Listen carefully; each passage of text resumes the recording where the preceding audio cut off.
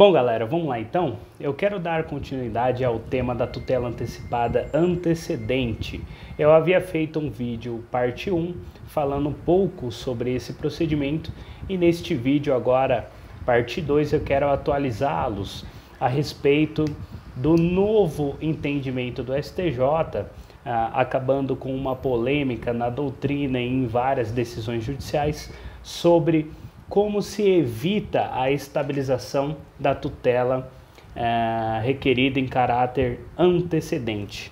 Eu, com todo respeito, quero fazer algumas críticas à decisão do STJ, porque me parecia um pouco de supetão num procedimento que a gente ainda não sabe mais ou menos como funciona.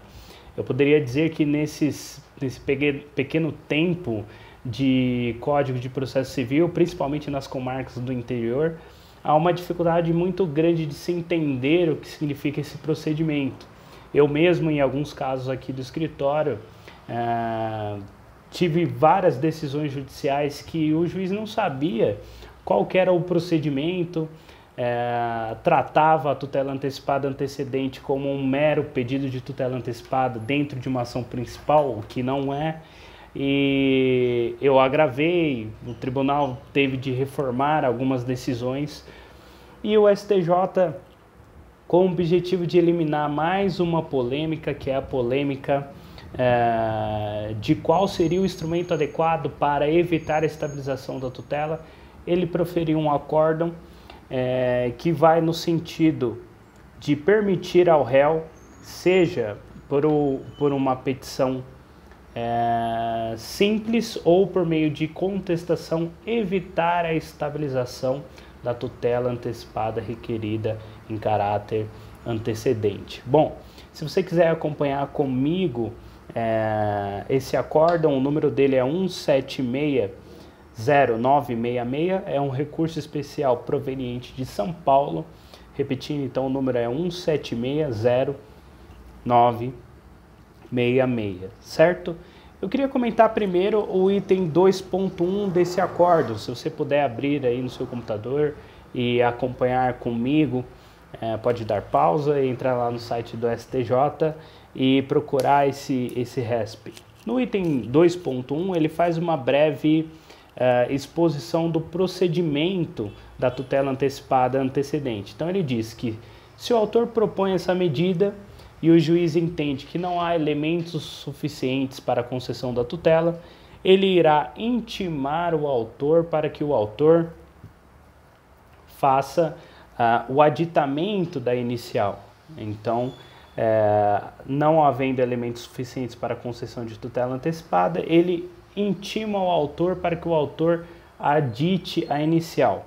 Aditada inicial, o juiz entende que agora sim há elementos para a concessão da tutela antecipada antecedente, ele irá deferir e intimar o autor para que o autor adite novamente a inicial, mas agora com a propositura do pedido na íntegra.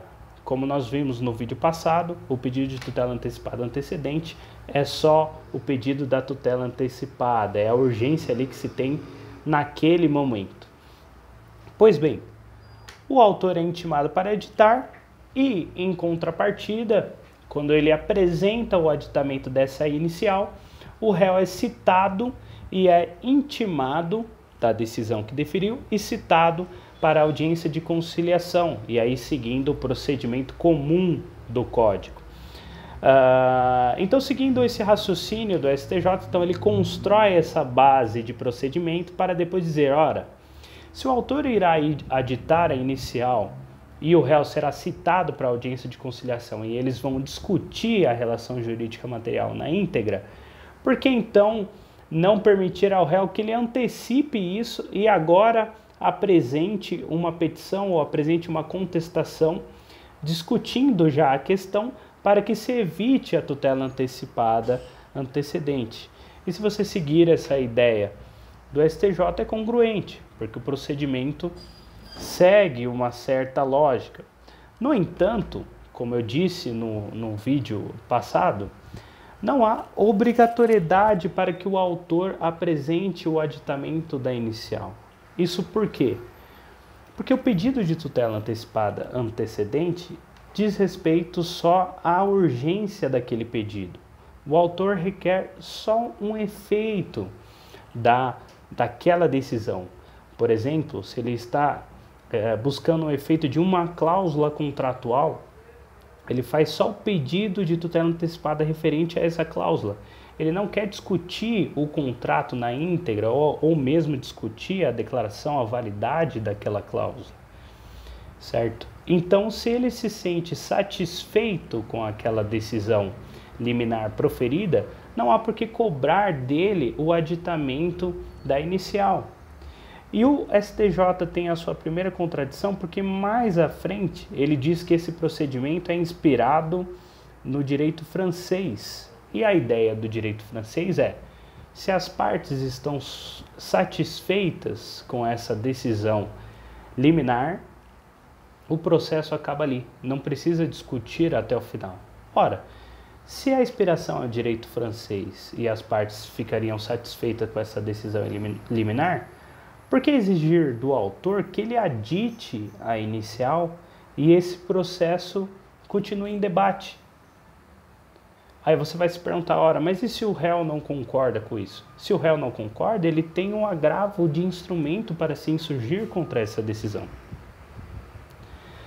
Vamos supor, e a ideia do STJ é dizer o seguinte, olha, com isso a gente evita agravos de instrumentos, porque o réu vai poder, por uma simples petição ou pela própria contestação, evitar essa estabilização da tutela. Pois bem, se ele apresenta essa petição simples ou uma contestação e o juiz volta atrás do deferimento, o réu não pode interpor o agravo de instrumento? Ou não poderia o réu também, por uma outra petição simples, dizer, olha, também não concordo com essa decisão? Ou seja, a gente está permitindo com essa decisão do STJ que a contestação tenha o condão de modificar, tem um efeito de recurso contra a decisão do juiz que deferiu a tutela antecipada. E não era isso que estava previsto no Código. Mas a ideia do STJ é evitar o agravo de instrumento por uma via, mas vai acabar gerando mais agravos de instrumentos por outra via. E vai acabar matando o procedimento que era só acabar ali na liminar.